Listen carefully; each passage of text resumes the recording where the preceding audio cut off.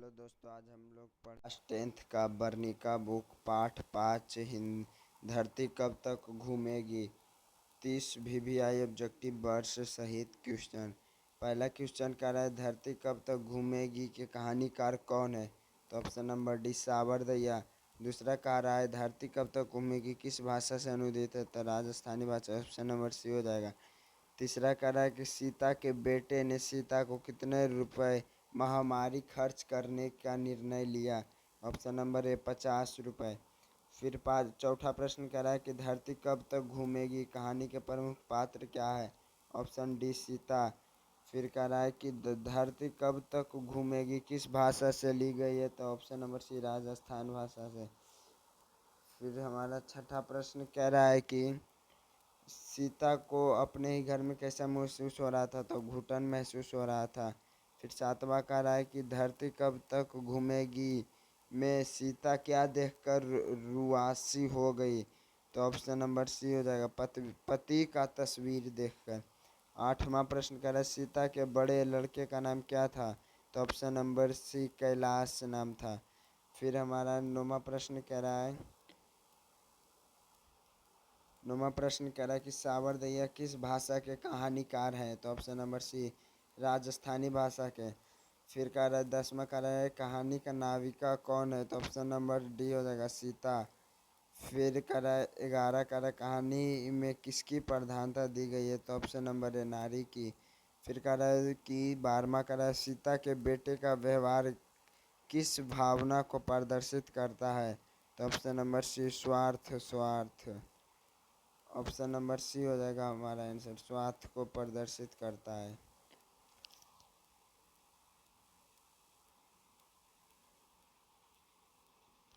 फिर कह रहा है कहानी का मुख्य विषय कौन है क्या है? वृद्धा वृद्ध माँ की उपेक्षा। फिर 14 कह रहा है सीता को एक घर से दूसरे घर क्यों जाना पड़ा था? तो ऑप्शन नंबर बी बेटे की बारी के अनुसार रहने के लिए। 15 कह रहा है सीता के बेटे ने माँ की देखभाल किस रूप में देखा? तो ऑप्शन नंबर सी जिम्मेदारी और बोझ के रूप में।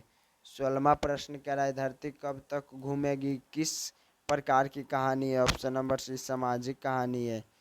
फिर 17 कह रहा है कि कहानी का शीर्षक किस ओर संकेत करता है? तो ऑप्शन नंबर सी सीता के लगातार घर बदलने की ओर। फिर हमारा 18वां प्रश्न है कि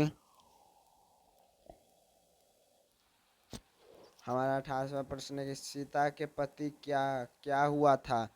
तो सीता के पति का क्या हुआ था? तो उस ऑप्शन नंबर सी उनकी मृत्यु हो गई थी।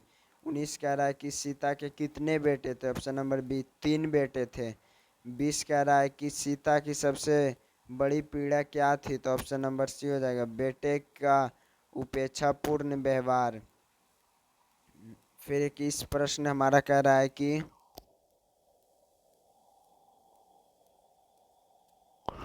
कहानी के किस सामाजिक कहानी के किस सामाजिक समस्या को उठाया गया है? तो ऑप्शन नंबर बी वृद्ध माता पिता की उपेक्षा। 22वां प्रश्न कह रहा है कि सीता अपने बेटे के घर में किस चीज़ की कमी महसूस करती थी? ऑप्शन नंबर सी अपनापन और सामान्य। 23 कह रहा है कहानी का मुख्य संदेश क्या है?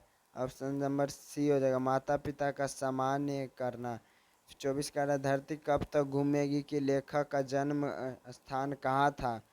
तो ऑप्शन नंबर ए है पटना, बी जयपुर, सी है सी ही हो जाएगा हमारा आंसर सी बीकानेर राजस्थान। अ, फिर हमारा 25वां प्रश्न कह रहा है कि सावरदय्या का जन्म कब हुआ था? ऑप्शन नंबर है 10 अगस्त 1948 को। 26 कह रहा है कहानी में प्रमुख रूप से किसे रिश्ते की समस्या दिखाई गई है? ऑप्शन नंबर सी माँ और बेटे का संबंध। 27 कह रहा है कि कहानी की स्थिति कैसी थी? तो कहानी की स्थिति दयनीय थी। 28 कह रहा है कि सीता के प्रति बेटों का व्यवहार कैसा था? ऑप्शन नंबर सी हो जाएगा उपेक्षापूर्ण था। फिर हमारा आंसर है फिर अगला क्वेश्चन है कि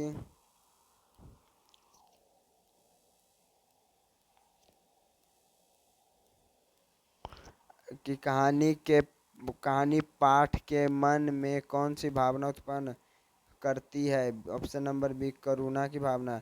फिर 30 कह रहा है, धरती कब तक घूमेगी, कहानी से हमें क्या सीख मिलती है? तो हमारा